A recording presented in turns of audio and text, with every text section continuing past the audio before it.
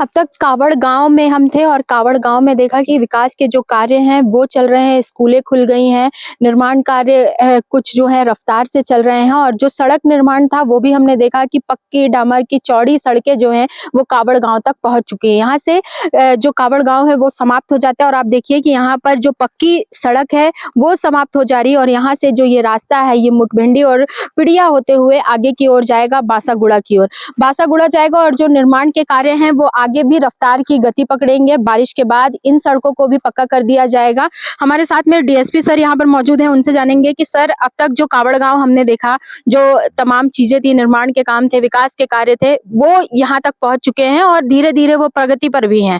आगे ये रास्ता बनने को है बारिश के बाद, जैसा कि आपने बताया, क्या निर्माण आगे दिख रहा है और आगे अब तक सुचारू रूप से क्या निर्माण होंगे सर? देखिए, नियत शासन की महत्वाकांक्षी योजना है नियत निराधार,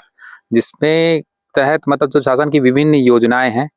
जैसे जैसे कैंप खुलते हैं तो वैसे वैसे प्रशासन की जो ये योजनाएं है वो सामने आती हैं। अभी आप देखेंगे कि ये जुलाई तक में जितना काम हो सकता है, तो यहाँ तक की रोड पक्की सड़क बन गई है। आगे मुतवेंडी तक की भी सड़क स्वीकृत है, चूंकि बारिश आने के कारण वह रोड नहीं बन पाई है। और जैसे ही बारिश समाप्त होगा, बारिश का मौसम समाप्त होता है तो मुतवेंडी तक बन जाएगा। आगे वहां से पीड़िया है। पीड़िया वास्तव में एक नक्सलियों का एक बहुत बड़ा गढ़ है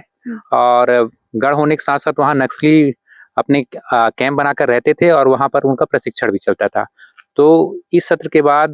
जैसे ही बारिश का मौसम खत्म होगा तो वहाँ भी कैंप स्थापित हो जाएगा, वहाँ तक भी सड़क बन जाएगी और वहाँ पर भी आप जो विकास देख रहे हैं, स्कूल, आंगनवाड़ी, पेयजल की उनकी व्यवस्था है, बिजली की व्यवस्था है, ये सब भी शासन की योजनाएं धीरे धीरे वहाँ तक पहुँचेंगे। और ये लोग जो